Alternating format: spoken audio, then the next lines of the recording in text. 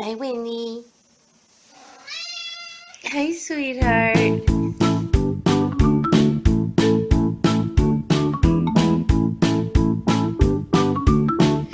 Hi, everybody. Welcome to this week's Pep Talk.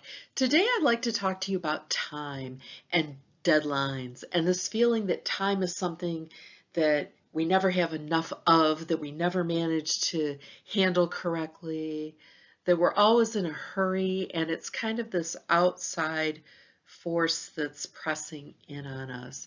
And I wanted to share some insights that I got from a book I read recently called 4,000 Weeks by Oliver Berkman. And the premise of 4,000 weeks is that that is the length of an average human lifetime. And in this book, he talks about cultural attitudes about time and where they come from and how they affect our day-to-day lives. And I thought I would share some of those with you and add some of my own insights to it in hopes that maybe it would help you feel a little more relaxed about time and a little more in tune with your own life, which it did for me. So one of the things that Berkman points out in his book is that our sense of time as being a resource that there's not enough of and having to meet deadlines is a very modern thing, because centuries ago, when people lived a more agrarian lifestyle, they didn't think of time that way. They lived by the sun and the seasons. You got up when it was light, you went to bed when it was dark, and every day you had to chop wood, carry water, cook meals, milk the cow, and then the next day you had to do those things again. But those things were what made up a life. And you didn't think about, oh, well, maybe I can milk the cow 7 times today and then I won't have to milk it for the rest of the week. That wasn't the way people thought. They kind of relaxed into their routines a little more and didn't feel this sense of being oppressed by time, because time was just the stuff of life. It's like you're a goldfish and it's just the bowl that you're swimming in. So this idea of time as something that there isn't enough of or that we owe to somebody else is a very modern concept, which really came about when humankind, moved from a more agrarian lifestyle to working in towns, working in factories, working for somebody else. And when a bunch of us work for somebody else, especially if it's in a factory type setting, we all have to assemble at the workplace at a certain time of day. We have to work for a certain number of hours. And so we start living our lives by the clock when that shift in human history comes. And that's where the feeling came from that that part of your life, that piece of your day belongs to somebody else in a sense. That time is something that there's never enough of, that you owe to somebody else, you get paid for your time, and your leisure time is something outside of work. It's something that you covet and think about when you're at work. It's something that you can't wait to leave work to do. Whereas for the agrarian person, they knew that at the end of the day, when darkness falls, I'm going to be able to sit in my comfortable chair and, smoke my pipe or read a book for a little while and enjoy that and then go to bed, and then I can do that again tomorrow. But there was a sense that all of these things were just part of their day. And nowadays we think of work as something separate from our day, something separate from our lives, in a sense, that it's something we got to get through. It's time that belongs to somebody else. It's an imposition on our lives from the outside. And so this whole question of work-life balance comes up. And I have to admit, I hate that phrase and I hate that um, metaphor or that trope or that way of talking about our lives, because I feel like work is a part of our lives. And to talk about work-life balance makes it sound like work is a separate thing, which I think does strange things to us psychologically to conceptualize it in that way.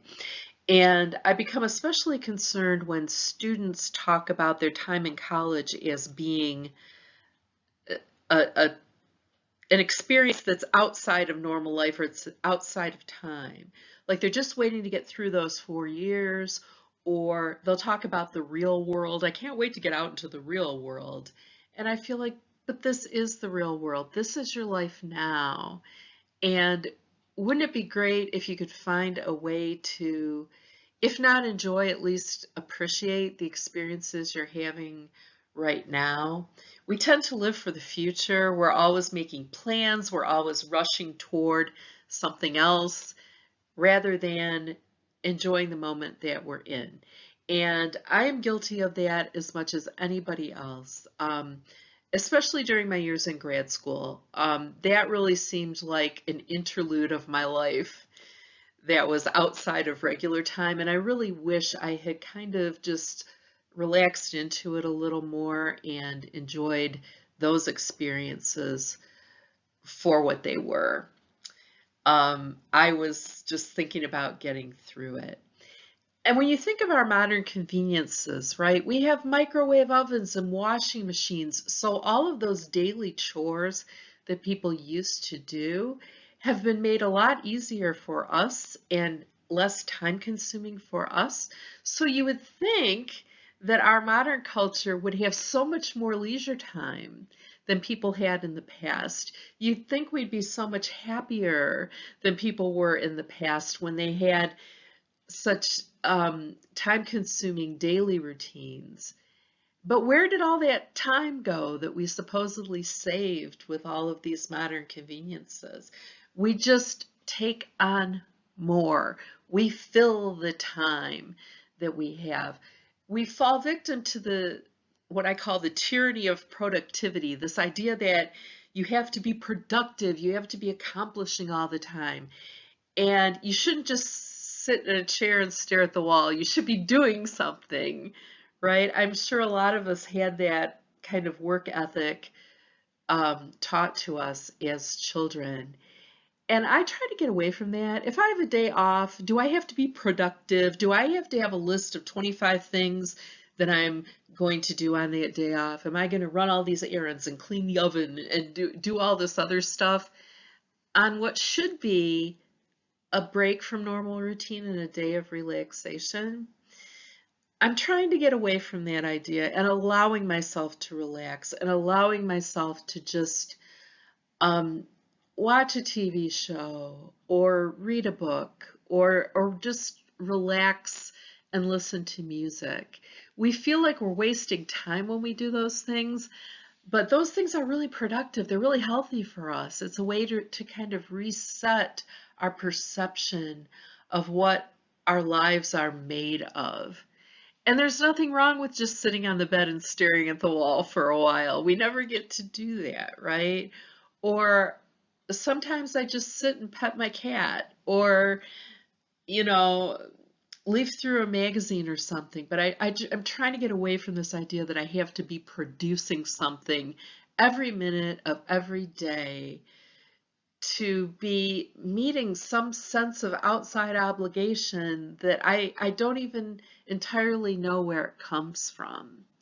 So I just wanted to share those ideas with you and to say that if you're feeling oppressed by time and deadlines and this idea that you should always be doing more, more, more, and whatever you do isn't enough, and you're always looking to the future for maybe then I'll be happy or then I'll be able to relax, I really encourage you to reflect on these ideas and to think about how every minute of every day, this is the stuff that life is made of. You don't get it anymore and you don't get it back. And we should be allowed to be happy. We shouldn't be stressed all the time. And I think part of the key to that is to allow ourselves to appreciate The moments, even my moments right now, sitting in front of the computer, doing grading and planning classes, that's not something outside of my life. That is part of my life. And even if I'm shoveling snow or cooking a meal, that's a part of my life. Why not kind of lean into it? Why not enjoy the the cold air or the nice cooking smells and realize that every minute is one that we'll never get back. So we can make it fulfilling. No one else is going to do that for us. I hope those ideas gave you something to think about and maybe eased your sense of stress about time and deadlines. Talk to you very soon. Bye bye.